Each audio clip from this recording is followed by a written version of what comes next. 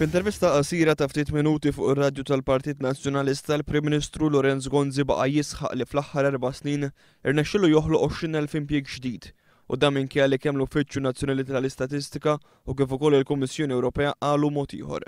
Fil-fatt figuri pubblikati mill-Uffiċċju Nazzjonali tal-Istatistika juru li b'mod reali bejn l-2008 u l-2011 inħolqu ftit aktar minn 9,900 impjieg, jiġifieri nofs il-figura li qed jikkwota l-Prim Ministru b'terz minnhom biss huma impjiegi fuq bażi full-time.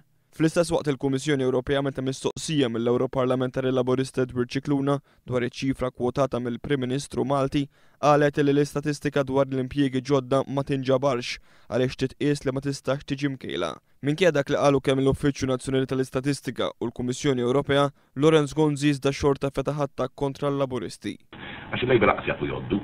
Sadanettant fl-intervista spikka l-mod kif il-Prim Ministru għażel li jevita l-kollox milli jirreferi għal kriżi ta' instabilità li qed iħabbat wiċċu magħha l-Gvern immexxi minnu. Iktar u iktar wara li fl-aħħar jiem id-Deputat Franco De Bono iddikjara li l-Gvern se jkollu problemi serji fil-budget jekk mhux se jraħħas il-kontijiet tad-dawl u l-ilma.